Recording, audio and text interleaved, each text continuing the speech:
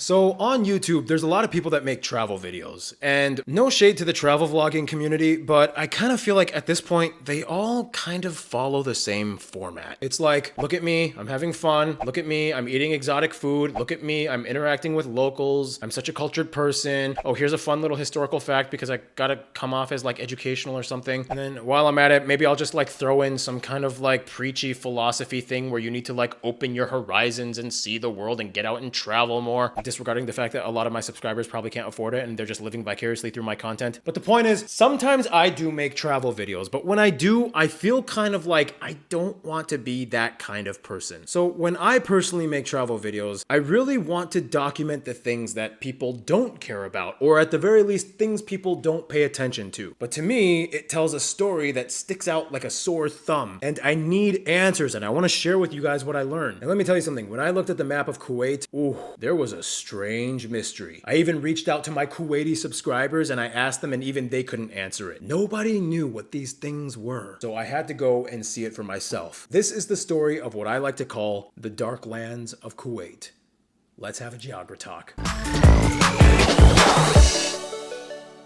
By the way, guys, if you want to get Geography Now merch, you can go to geographynow.com. You can get shirts and mugs and drawstring bags, a bunch of cool stuff. Why not? I mean, if you're watching this channel, I mean, if you really like it, you may as well do it. I'm just saying, it's a thing you can do. It's not selling out if it's my brand, okay? Anywho, so not a lot of people pay attention to the country of Kuwait. It is often touted as the least visited country in the GCC, and in some regards, maybe even the entire Arabian Peninsula. Many intrepid foreigners are actually willing to go to Yemen in the middle of a civil war just to see the ancient city of Shibam or Socotra Island. Even Yemen gets more people than Kuwait sometimes. Most foreigners have no idea what Kuwait is, let alone what to do and see there. On the surface, it kind of just looks like it follows the exact same format of all the other Gulf countries. A country with one or two major flashy cities surrounded by vast empty deserts laden with government fenced off oil well blocks and agriculture plots. If you ask any other Gulf Arabs or GCC member states that have a little bit more knowledge and insight into what Kuwait is like, they might tell you that it's a more chill, calm, family-friendly place. They'll also tell you that it's probably the country with the best food, or at least traditional food, out of all the Arabian Peninsula. And let me just tell you, I've eaten in every GCC country, and I can confirm Kuwait really does have the best, at least traditional style food. Like even the rice they make, I don't know what they do. I don't know what they put in it. It's like, it's buttery and they put the saffron and it's so savory and nice. Like even the rice is enough to satisfy you. If you ask me, I like to call Kuwait the warrior princess of the Gulf. Kuwait is kind of like the older sister who just survived a war, but she still has her nails painted and she's just like flipping her hijab and like, I'm gonna buy my 5th Lamborghini. Cause see, in contemporary times, Kuwait was the only GCC country to have been attacked, occupied, and with the help of coalition forces, defeated said occupier Saddam Hussein's Iraq forces. And here's the interesting thing. Although they do have the money, they're not like the prissy aristocratic socialites that many of their GCC cousins tend to exhibit themselves as. Kuwaitis know how to handle trouble and fight. The Gulf War really kind of played a role in shaping their identity and unifying them. But a really interesting thing about Kuwait that I personally find is the fact that they have a very curious administrative and civil layout that seems to form these strange anomalies. And it leads to even more questions that even after making this video and exploring them, I still have unanswered. Let me explain. First of all, Kuwait is one of the few continental countries on Earth where you can see the shape of the borders demarcated on the landmass perfectly from satellite images. Seriously, try it out. Go to Google Earth and turn off the borders. The country is made up of 6 governorates, or muhafaza, but you'll notice 4 of them are concentrated around the general Kuwait City metropolitan area, where about 2/3 of the country lives, and the remaining 1/3 of the country lives in these 2 huge remaining governorates called Jahra and Ahmadi. Long story short, the 4 small ones over here are the polished business and finance governorates, and the outskirt bigger ones are the gritty industrial governorates. Almost all of Kuwait's oil fields are located in these 2 governorates, and if you zoom in, you can see where the industry is centered. The largest field being the Burgan field in Ahmadi, which was also one of the sites of the famous scorched earth bombings from Saddam Hussein. It was so bad you could see it from space. And to this day, if you zoom in, you can still see some of the scorch marks from the bombings that left these splotchy black tar stains that never really got removed from the ground. No, seriously, it looked like Mad Max back in those days. So here's the deal. 99% of the time when foreigners visit Kuwait, they usually just stay in Kuwait City. Maybe some people that are more familiar with Kuwait, they'll drive along the coast and head south to see those beaches, or they'll take a ferry ferry to one of the islands, the most famous ones being Failaka and Bubion. Failaka even has like ancient Greek sites. But see, for me, I was intrigued by something else. Because when I looked at the country from the satellite imagery, ooh, there were some anomalies that I was curious about. For one, if you look at Kuwait, there's a long 30-mile or 48-kilometer long bridge that traverses the entire Bay of Kuwait. This is the Jabr al-Ahmadi al-Sabah Causeway, which has currently the 4th longest road bridge in the world. When I made the Kuwait episode on my channel, the bridge hadn't even been completed yet, but now, as of 2019, it has been fully operational. And here's the thing, the bridge is just part of a larger project intended to build a new city called Madinat al-Harir, or Silk City, which has yet to be built. But here's the kicker, the road just sort of ends in the sand, and that's it. And furthermore, if you click around on the map, it looks like there's nothing, but there's a site you can click on called Fiesta City and Mohsen's Camp. I was curious, what were these things? And furthermore, when you go into the Jahra Governorate, it just seems kind of odd. The majority of sand all around the country is, you know, this light beige tone, but these odd squares, rectangles, and polygons seem to have a darker color. You'll see these unmarked plots of land that have a darker color with a mosque right smack dab in the center of all of them. Upon closer inspection, it seems like the upper and lower plots have the same layout as oil fields that may have been decommissioned and are left alone for now, as evidenced by the circular holes and pathways probably formerly used for vehicles and pipelines. But then, what are these two plots? They are darker, but they don't seem to have oil fields or wells, just a few buildings. One of them is labeled a radio broadcasting station, but that's about it. I was curious, what was all this? Why are they darker? What's making them dark? I had to know.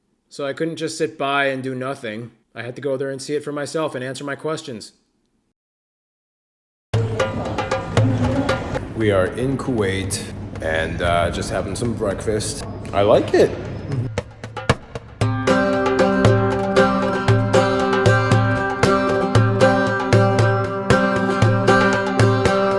So, Osama, would you say most people in the GCC would say that Kuwait has probably some of the best food? Yeah, I agree. Some of the best food you can find in the GCC. So one of the big things in the food culture is we always order extra or make extra food. And one of the reasons why we do that is that if we ever have leftovers, mosques have fridges and we just put all the extra food in the mosque fridge. And whenever someone who is in need, they can go and take the food for themselves. So that way no food gets thrown out. So in almost the 1980s, Sheikh Jabr al-Ahmed made a rule that every falafel sandwich should be not more than 100 fils, which is about 30 cents. And the reason why is that he didn't want anyone in this country to go home hungry.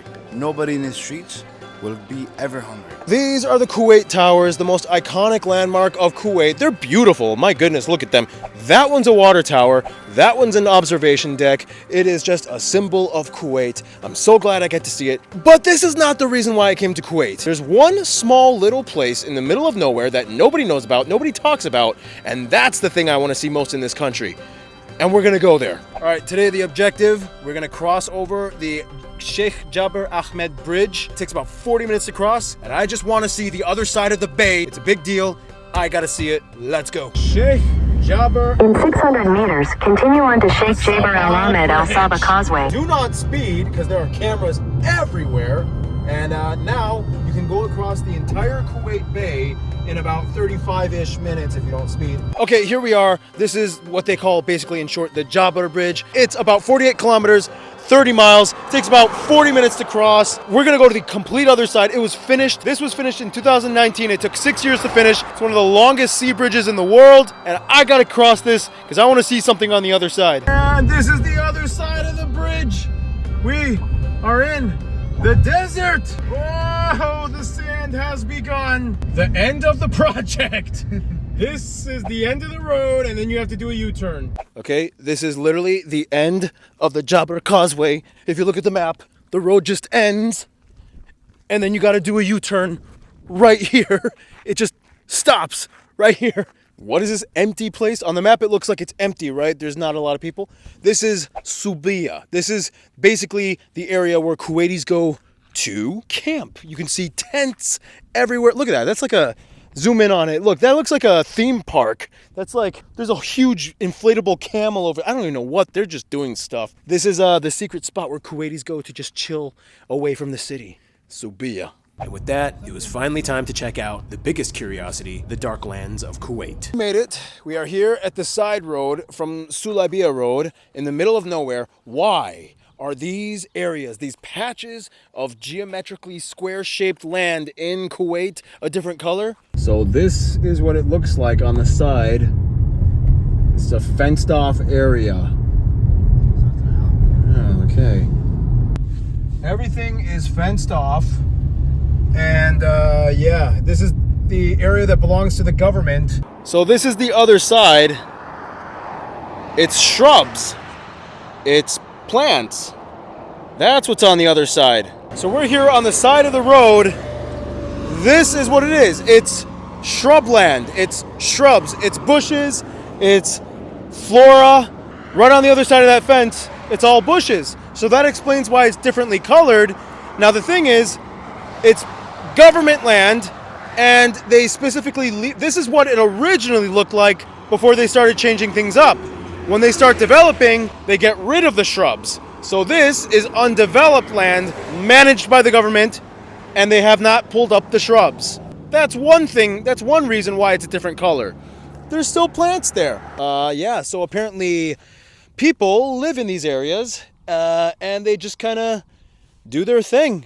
Huh. Yeah, this is crazy. This is what it looks like. Just these outskirt settlements of people with camels. Hey, Mr. Camel. Mr. Camel, what's going on out here? It's so crazy. Like, you look at the map, you wonder why something is the way, and you can't figure out until you go there and see it for yourself. This is the reason. So there you go. There's your answer. Long story short, the dark lands of Kuwait are just a bunch of bushes and shrubs.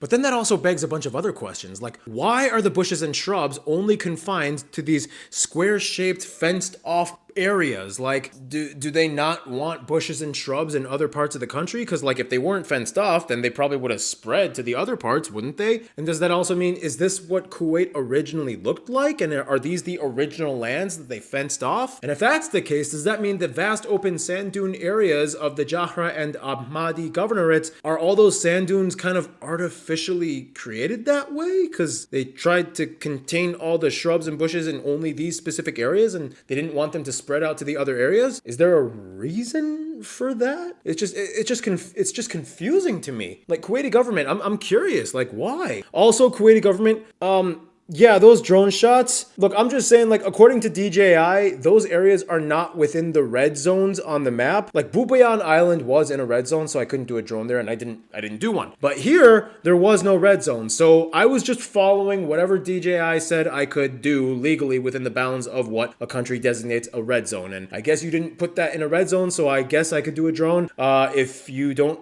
allow drones there, then I don't know, I'm sorry. I was just doing whatever my drone app was allowing me to do. If I broke your rules, I'm sorry. I hope you don't ban me from your country forever. I really liked visiting your country. My mom loved it. Oh my God. I think my mom would go back if she could. Mom, what did you tell me? I like Kuwait than Dubai. More than Dubai? Yeah. Okay. So far, my mom is impressed more with Kuwait City.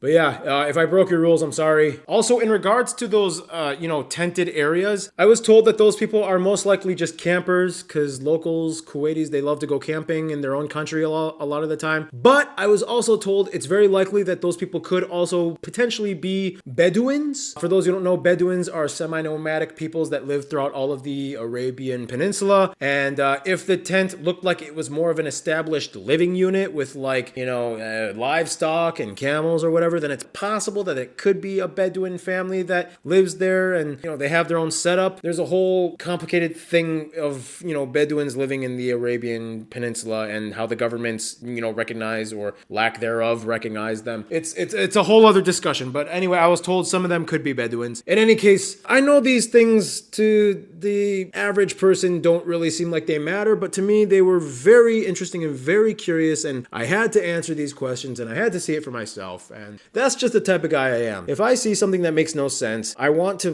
find out. And I guess this was my way of doing it, and I still have some questions. This whole thing seemed kind of stupid and pointless, but to me, I'm curious, and I just wanted to know what these things were. And that's the type of person I am. Take your Eiffel Towers, take your Colosseums, take your Great Walls of China. I want to see what a dark spot on the map in Kuwait is. I want to know. That's what I want to see. That's what I'm going to travel to and go and look at. That's what I want to do with my life. I want to look at things that don't matter.